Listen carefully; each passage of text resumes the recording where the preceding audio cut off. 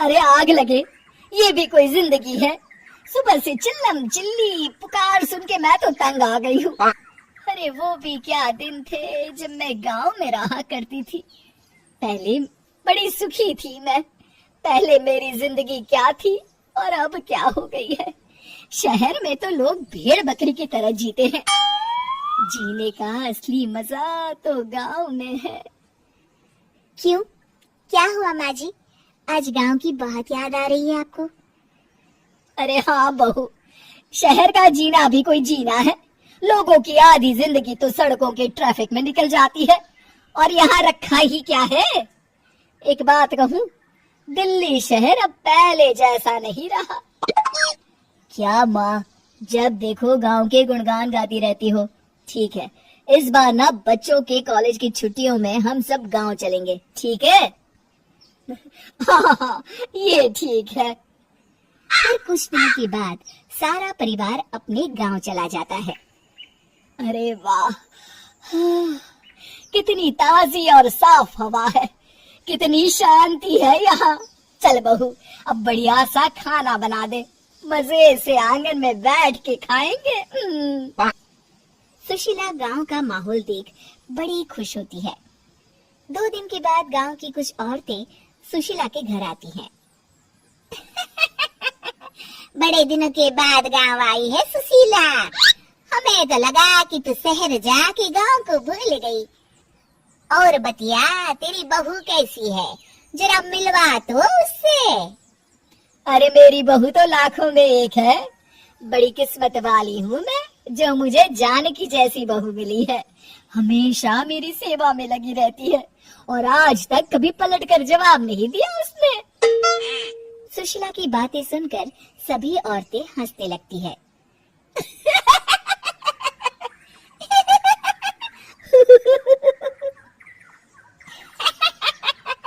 अरे कुछ भी बोले जा रही है।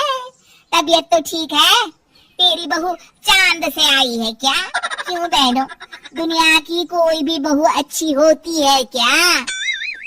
सब औरतें ममता की हाँ में हाँ मिलाती हैं। अरे मैं तो कहती हूँ दुनिया की हर बहू सास का खून चूसने वाली डायन होती है, डायन। मैं तो एक बिल में 1000 सांप के साथ रह सकती हूँ, लेकिन अपनी बहू के साथ नहीं रह सकती। हाँ, तूने सही कहा। मेरी बहू तो तेरी बहू से भी 2 कदम आगे है। सब औरतों की बातें सुनकर ममता मन ही मन बड़बड़ाती है। अरे ये गांव सुधर गया, लेकिन औरतें नहीं सुधरी। अगर थोड़ी देर और इनकी बेवकूफी भरी बातें सुनूंगी तो मैं सच में पागल हो जाऊंगी। फिर सुशीला उन औरतों को घर से दफा कर देती है और राहत की सांस लेती है।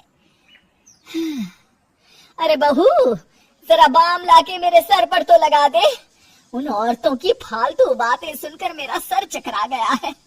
इस गांव की औरतों का तो भगवान ही मालिक है। फिर अगले दिन सुशीला की सास उससे कहती है, अरे बहू, तू यहाँ क्या आराम फरमाने आई है? आखिर ये तेरा ससुराल है। चल चल, घर के कामों में हाथ बटा। शहर में कुछ काम धाम तो करती नहीं है। जरा अपने आप को तो देख, कितनी मोटी हो गई है।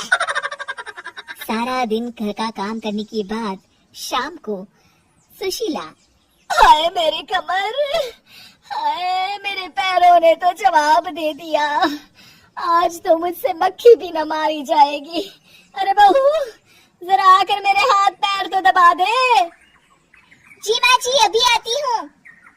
तभी सुशीला की सास जानकी को रोकते हुए कहती है, अरे रुक जा बहू, एक दिन काम करके इसको इसकी नानी याद आ गई।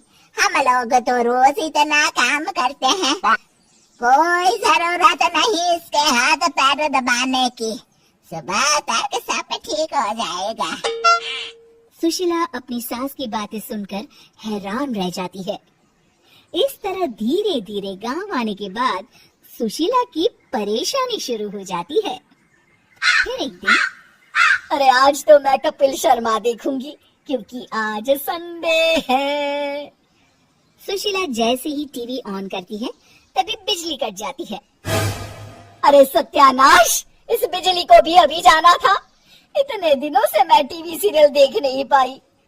हमारा देश इतनी तरक्की कर रहा है, अरे पता नहीं ये गांव कब सुधरेगा। अरे अब तो 2 दिनों के लिए बिजली को भूल जा, ये तो यहाँ रोज की बात है।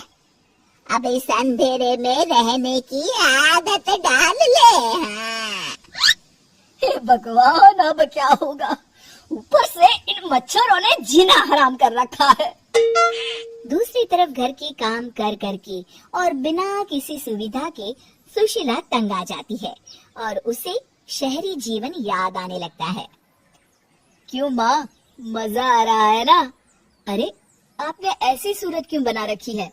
मुस्कुराइए, अब हम गांव में हैं। मोहन के साथ जानकी भी अपनी सास की खिंचाई करती है। हाँ हाँ माँ जी, आप ही तो यहाँ की बड़ी तारीफ कर रही थी। फिर अभी तो कुछ ही दिन बीते हैं, वैसे भी अब तो आप यहीं रहने वाली है ना? अरे नहीं नहीं बहू, मैं एक दिन और यहाँ रुकी तो मर जाऊंगी। मुझे शहर ले चलो।